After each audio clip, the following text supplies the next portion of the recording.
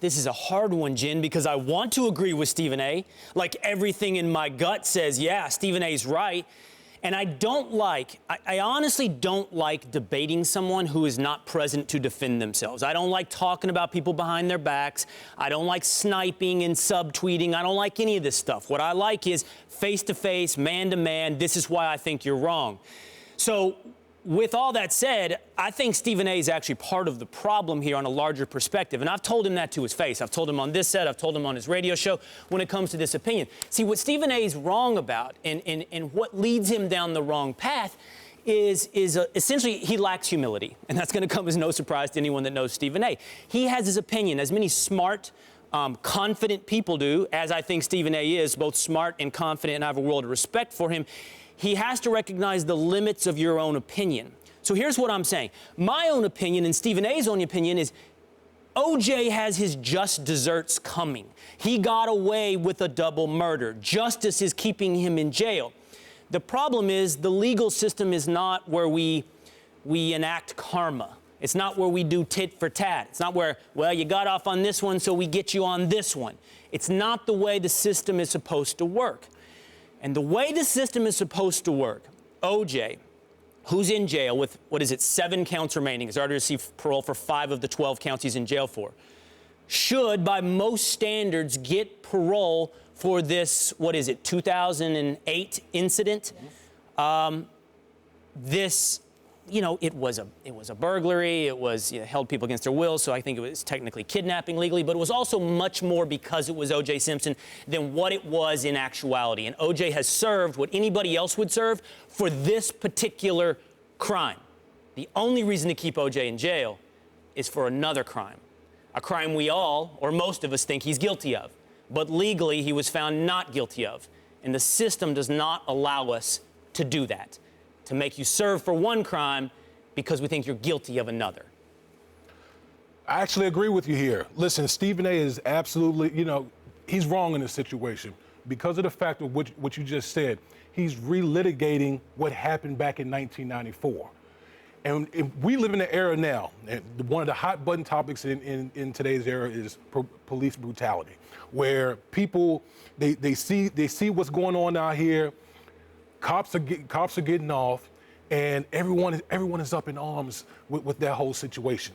So the reason I look at Stephen A. in this situation, we can't think morally because we think that O.J. Simpson did it, but you got to take O.J.'s name out of the equation. If you're looking at this parole hearing just on the facts, and I'm not a legal expert or anything like that, but from what everyone has said.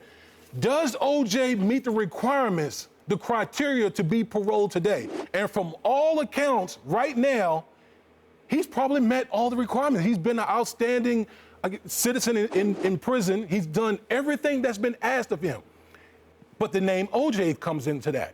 And that's where Stephen A. got this whole thing wrong. There's going to be just due for O.J., even if he's paroled. He's never going to escape what happened in 1994. He's going to be a prisoner of his own circumstances. But what we're talking about in legal terms right now, should O.J. Simpson be paroled? Absolutely. Absolutely, I feel like he should be paroled. Yeah, Stephen A. will be here tomorrow, in fact, to defend his opinion, to react to whatever happens with O.J. today. But here's why I say Stephen A. symbolizes a larger problem, Damien. Sometimes the right path doesn't arrive at the conclusion that we feel is right. Do you understand? So what I'm saying is this. I agree with Stephen A.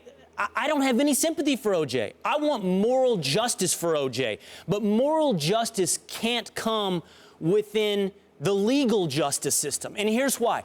It's because I'm not in charge.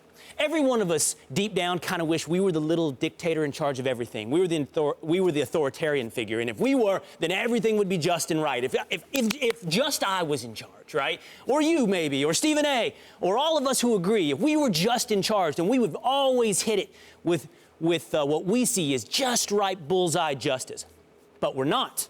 We're not in charge. So what we do, we look for people that echo our opinions, echo our sentiments. And those people come in many forms. They come in authority figures, presidents, mobs, whatever it may be, as long as they echo what we think is right. But the problem with that is all of those entities, authority figures, rulers, mobs, they change.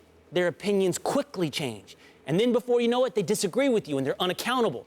So what do? You got to put faith in a system, trust in a system. And systems aren't perfect, and systems don't always work. And they often give you personally something that you don't end up liking. But you got to follow that path because it's the only one that's safe. It's the only one that's accountable. In this case, that system, the legal system says O.J. should go free. Moral judgment's up for something else with O.J. You said he'll get his just desserts. It may not be on this earth. It may be somewhere else. That will come for O.J. But as far as the legal system is concerned, we have to follow our rules. We have to follow our path because honestly, the other path is too scary. Yeah, I mean, what you're talking about is politicizing the legal system, and that's where a lot of injustices happen in the legal system, especially today. You know, one of the big topics is justice reform because a lot of people tend to inject their personal feelings, political issues into something that you're talking about people's lives here. This is, you know, even though we have a lot of people have a disdain for O.J. Simpson, we can't cross that line where our feelings supersede what the law should say where the law said he should be as far as the parole hearing today. It's a dangerous situation if we keep relitigating that 1994. Well, he needs to pay the price. 8 years, that's not enough time for O.J. for what he did in 1994. And it's not. What's done is done. What's done is done. Like you said, the legal system spoke at that time. But again, I'll go back to what I said just a few minutes ago.